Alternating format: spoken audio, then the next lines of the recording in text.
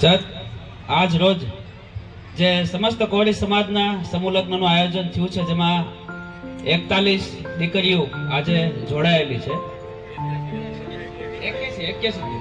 81 એટલે સમૂહ લગ્ન હવે આપણા સમાજમાં એક એવી હરોળ બની ગઈ છે કે જે ખૂબ જ મોટા પ્રમાણમાં થઈ રહ્યા છે.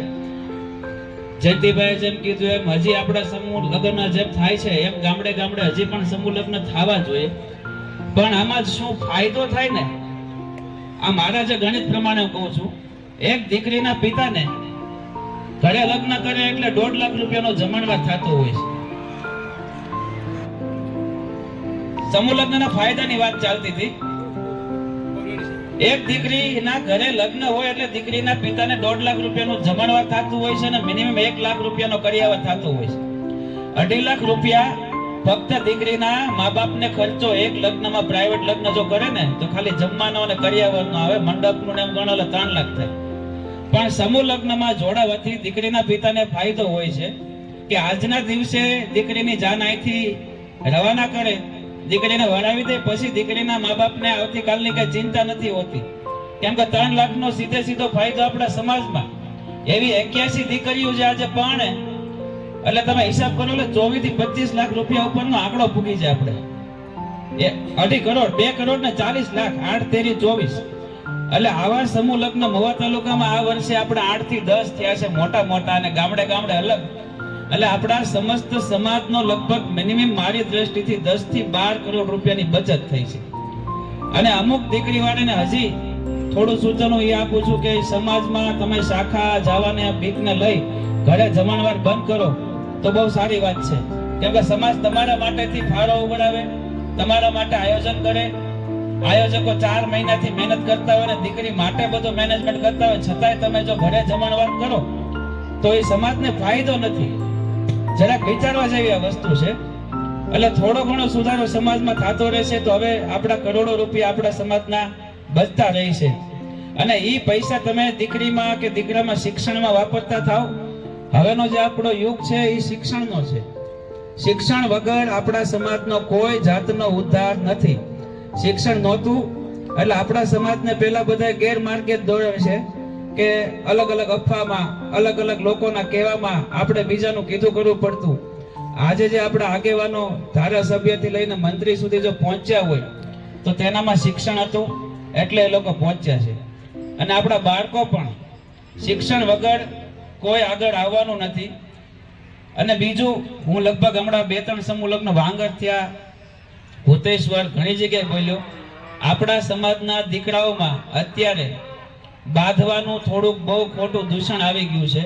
હરેક ગામડામાં, શહેરમાં, અને હરેક મા બાપને વિનંતી કરું છું કે તમારા છોકરાને તમે ખુદ જ બચાવી શકશો.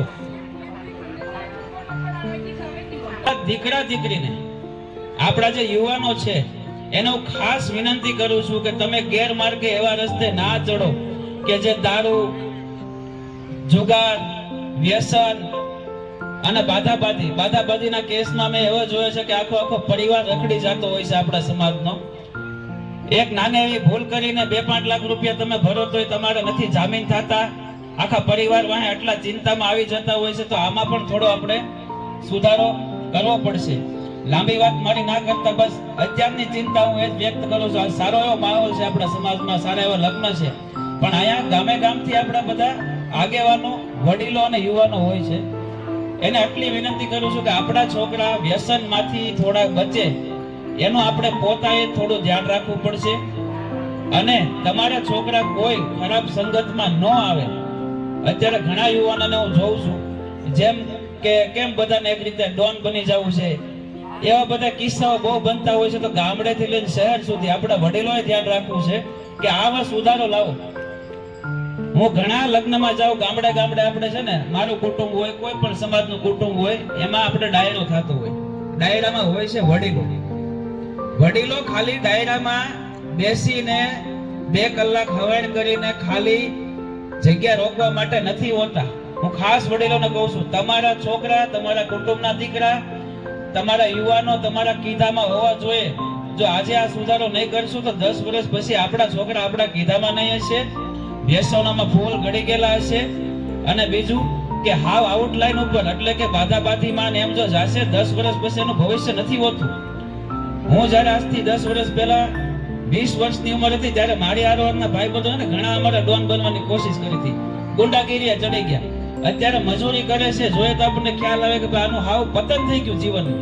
અને જે છોકરા ભણ્યા, જેણે નોકરીમાં અને શાંતિથી જીવવાની રીત અપનાવી, એને અત્યારે બહુ સારું છે, ગાડીને 4 વ્હીલર લઈને ફરે છે અને કામે છે અને સમાજમાં નડતા પણ નથી. એટલે વડીલોને હું ખાસ વડીલોનું નામ એ માટે જ લઉં છું કે આજે લગભગ મને આમાં બધા વડીલો જ દેખાય છે. અને વડીલો પોતપોતાના ખાલી છોકરા સાચવી લઈને એટલે આપણા સમાજનું ઘણું બધું દૂષણ અટકે એવું છે. એટલે બસ વધારે ના કહેતા મારા શબ્દોને વિરામ આપું છું. બોલો ભારત માતા કી.